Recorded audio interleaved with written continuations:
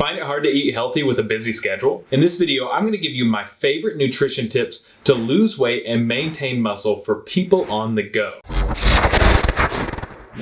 Hey guys, thanks so much for stopping by. My name is Devin, and if you're new here, I create videos teaching you how to lose weight fast, gain muscle, and tone up from the comfort of your own home. So subscribe and hit that notification bell for more upcoming content. And hey, if you'd like to read more about the content in this video and others, feel free to check out our blog at rickerfit.com, listed in the description below. So let's jump into it. Disclaimer, I'm not a registered dietitian. This is just a few of my favorite tips that have been helpful for some of my clients and myself. Tip number 1, protein is the foundation of every meal. Protein is one of the 3 macronutrients, meaning that it provides your body with energy. However, it is also the foundation of your muscle and strength. When trying to lose weight, many people make the mistake of cutting out too much of the right food from their diet. And if your goal is to lose weight while maintaining your muscle, aka tone up, then it is essential to have a healthy amount of protein frequently throughout your day. My recommendations, based on a lot of peer-reviewed articles, is to have 0.6 to 0.8 times your body mass in grams of protein. Okay, math. But what does that really look like? That means if you weigh 200 pounds, then you should be having around 120 to 160 grams of protein throughout the day. Keep in mind, this is not just talking about any protein either, but rather lean protein like chicken, turkey, eggs, seafood, beans, and powders. Tip number 2, structure your meals. Structuring your meals can be a hard task to accomplish, especially if it's a completely new concept to you. Ultimately, the structure and frequency at which you eat depends on a variety of factors like your work schedule, training routine, and sleeping habits. By far, the most common eating habit that I see among working class individuals is about 2 to 3 meals per day. It's the typical breakfast, lunch, and dinner structure that was created around the Industrial Revolution. On top of this, many people also prefer not to eat breakfast, usually stating that they don't feel hungry in the mornings. Another variation that I see is intermittent fasting. This is typically done in the 16/8 method, meaning that you'll fast for 16 hours and restrict your eating time to a set 8 hours throughout the day, i.e. around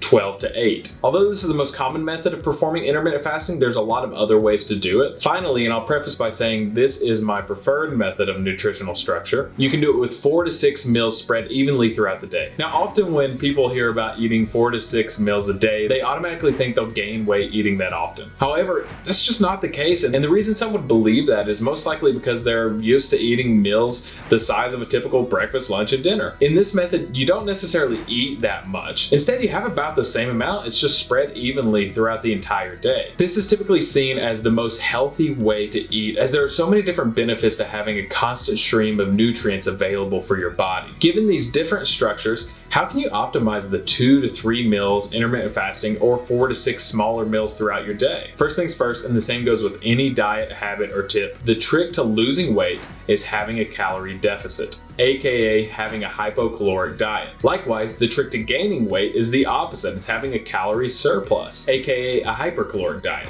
In regards to the hypocaloric state, this basically means that you're eating less calories than you burn throughout the day. If you're confused on how to determine the amount of calories that you should be having each day and what to fill them up with, here are a few good tips. Start by using the BMR calculator, basal metabolic rate. This will tell you the amount of calories that you can have per day based on your weight, height, age, sex, and activity level. From here, take the foundation of your meals, remember tip 1, and spread that evenly throughout each meal. Then fill in the rest of your calories with healthy carbs and fats. That's it. It's that simple. It takes a small amount of effort at first to determine where you are and where you want to be, but outside of that, that's as basic as it gets. Give it a shot and let me know how it goes for you. Tip number 3, cut it out. Carbohydrates. Let's talk about them. First off, what are they and what do they even do? Like protein, carbs are also one of the 3 basic macronutrients. In fact, they are the primary energy source for your brain, and they are stored in your muscles and liver. Given this, you can see why it's so important to have carbs in your meals, especially earlier in the day and around your workout window. The trick is knowing what kind of carbs to have. In the most basic terms, carbs are either simple or complex. The simple ones are your sugary foods, and the complex ones are your fibrous or typically darker foods like wheats, oats, and brown rice. Most people will say that sugar is bad for you, and while I believe there's a great argument to be made there, it's not the whole story. The reason this is so often said is because sugar digests quickly, and if your body doesn't need it right away,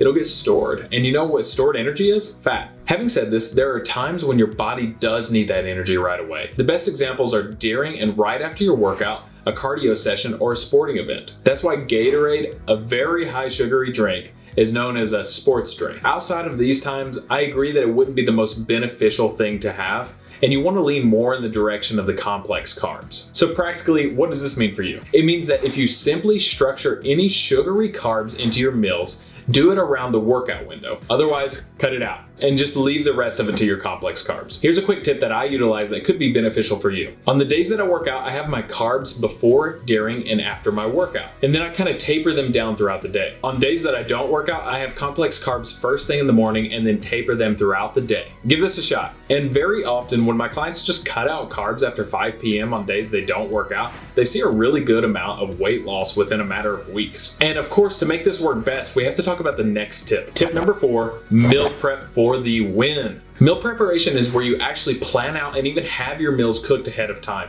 It is often associated with bodybuilders and professional athletes. However, it's an excellent way to stay on track with your calories throughout the day and week. There's a few different ways that I've seen this accomplished. Some people will take about 30 minutes the night before and prep everything in Tupperware. Some will do it 3 days out, and others will even do the whole week in advance. Although with this method, you have to choose your food wisely. You don't want it rotting on you or anything. Either way, this method is really effective because your meals and snacks are planned ahead of time. And ultimately, it not only saves you time, but often saves you money as well. In fact, this has become such a popular way to track your nutrition that many companies have been created around meal prepping for you. A few examples of them are Trifecta, Icon Meals, and Fresh and Lean. Not a sponsor, but hey, if any of you companies are watching, I'm open to negotiations. Having said this, it will save you much more money to just do it yourself. Either way, this is a solid option for anyone looking to get in better shape. Perhaps the most effective part of this style is that it's just simple to keep track of your calories, which we learned in tip number 2 is by far the most important aspect of a healthy nutritional lifestyle. Speaking of nutritional lifestyle, one of my favorite aspects to any meal is the snacks that I get to have on top of the foundation. That brings us to our final tip. Tip number 5, have some fun snacks. Technically, anytime you eat, we consider that a meal.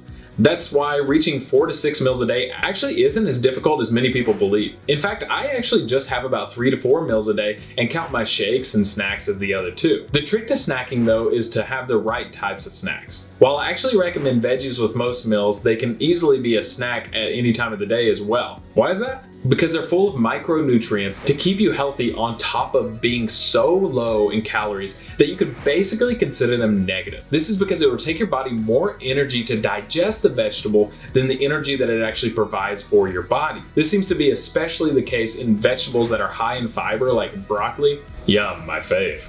But hey, everyone knows about veggies. This is more of the section about fun snacks. So without further ado, here's a short list of my favorite fun snacks that are much better options than their counterparts that are higher in calories. Greek yogurt with mixed berries, coffee, tea, diet drinks, certain types of popcorn, baby carrots and cucumbers with hummus, whey and casein protein shakes, and really any kind of protein shake, as long as it's not a mass gainer. A variety of different types of smoothies, baked chips over normal chips, and avocado chips are a great keto-friendly option. Rice cakes, and maybe add some natural butter to it. So these have been just a few of my favorite tips for losing weight while maintaining muscle if you're in a hurry. If you'd like more details on these and more resources on healthy eating in general, make sure to check out our blog listed below. I'd love to know if you've tried any of these tips for yourself and if you have any other fun ones too. So make sure to comment that down below. On top of keeping your nutrition in check, it's important to have a solid fitness program in place. Luckily for you, I have a video linked right here that will teach you how to stay fit and healthy without even needing a gym. So make sure to check it out. If you haven't already, hit that like button and subscribe for more fitness content that you can do right there from your home. Thanks so much for watching. Have a great day and I'll see you in the next video.